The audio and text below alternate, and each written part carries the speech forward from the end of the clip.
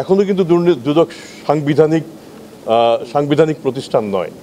সাংবিধানিক প্রতিষ্ঠান করার জন্য এটা রাষ্ট্রও চাচ্ছে আমার ধারণা, এবং দুদক সংস্কার যে কমিশন, সেই কমিশন এটা বলছে। সাংবিধানিক প্রতিষ্ঠান হলে সম্ভবত আপনি যে স্বাধীনতার কথা বলছেন সেটার মাত্রা সম্ভবত আরেকটু বৃদ্ধি পাবে। বিভিন্ন সময় নিপীড়নমূলক, নির্যাতনমূলক, শোষণমূলক, নিষ্পেষণমূলক মামলা মোকদ্দমা যেগুলি হয়েছে, যারা করেছে তাদের পরিণতি কি? আমার মনে হয় এটা আমার নতুন করে ব্যাখ্যা করার কিছু নাই। আমরা যদি সেই ধারাটা অব্যাহত রাখি তাহলে আমাদেরও তো একই রকম পরিণতি হবে। এখন প্রশ্ন হচ্ছে যে আমরা এই ব্যাপারে আশাবাদী কিনা, আমরা স্বাধীনভাবে কাজ করতে পারবো কিনা। আমাদের সব ধরনের স্বাধীনতারই তো একটা সীমাবদ্ধতা আছে।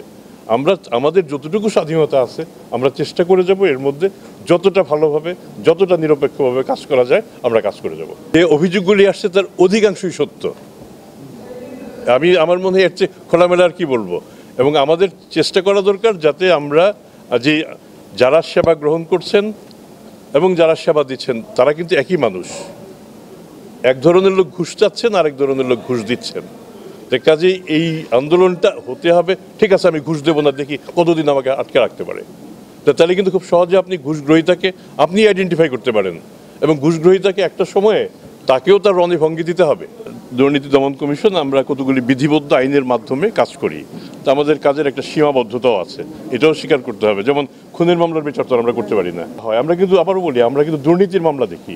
আমরা যদি দেখি অভিযোগের ভেতরে দুর্নীতি আছে, সেটা তাহলে বহমান থাকবে, আর দুর্নীতি না থাকলে শেষ হয়ে যাবে, খুব সহজ ব্যাপার। আর শেষ পর্যন্ত বিচার কে করে এটা আপনারা খুব ভালো করে জানেন। দুদকের কাজ হচ্ছে বিচারের জন্য তৈরি করে দেওয়া, বিচার করে আদালত, কাজে সেই বিচারটা আদালত থেকে আসবে।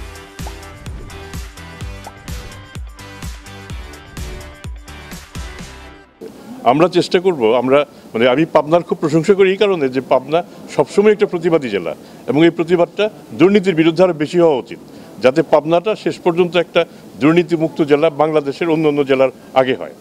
আমরা সেভাবে এগিয়ে যাব। আমরা যে কাজগুলি করতে এসেছি, আজকে আমরা তাৎক্ষণিকভাবে যেসব অভিযোগ পেয়েছি এর মধ্যে অল্প কিছু আমরা সমাধান করতে পেরেছি, কতগুলি সমাধানের কিছু দিক নির্দেশনা আমরা দিতে পেরেছি। কিছু সমস্যা আছে যেগুলি খুব সহজে সমাধান হবার নয়, আদালতে হয়তো মামলা মোকদ্দমা রয়েছে, কাজে সেক্ষেত্রে কিছু বেশি সময় লাগবে। আর আমি যেটা চেয়েছি, আমাদের যারা সেবা দাতা আছেন, আজকে কিন্তু সেবা গ্রহীতা যারা, তারাই হচ্ছেন মূল ব্যক্তি। তাদের আমরা সেবা দিতে পারছি না, আমরা রাষ্ট্রের টাকায় বেতন দিচ্ছি, আমরা তাদের ইনকাম ট্যাক্সের টাকা আমরা জীবন ধারণ করি। তো সেক্ষেত্রে আমাদের যে দায়বদ্ধতা সেটা সবচেয়ে বেশি গুরুত্বপূর্ণ। তো সেখানে আমি বিশ্বাস করব আমাদের যারা দাতা প্রদানকারী প্রতিষ্ঠান, সেই প্রতিষ্ঠান সেন্সিটিভ হবে, মানবিক হবে, এবং তাদের সমস্যাগুলি সমাধান করার জন্য যতটা সম্ভব এগিয়ে আসা যায় এগিয়ে আসবে। শুধু যদি বারবার আমরা তাদের হাইকোর্ট দেখাই তাহলে তো আর হবে না।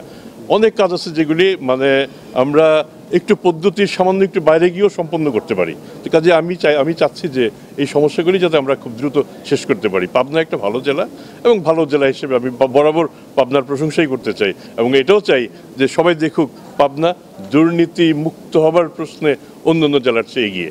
যারা অভিযুক্ত মানেই কিন্তু সাজাপ্রাপ্ত নন। অভিযোগটা যখন প্রমাণিত হবে তারপর তো আমরা তাকে কন্ডেম করব। তার আগ পর্যন্ত আমাদের বোধহয় খুব বেশি একটা পারসেপশন থাকতে পারে, খুব বেশি আমাদের কিছু করার সুযোগ থাকে না। তো কাজেই আমরা অপেক্ষা করব, এবং তোমরা সবাই সাহায্য করবে যাতে এই অভিযোগগুলি আদালতে প্রমাণিত হয় এবং তারা সাজাপ্রাপ্ত হন। সাজাপ্রাপ্ত হলে সঙ্গত কারণেই সামাজিকভাবেও তারা বয়কট হবেন।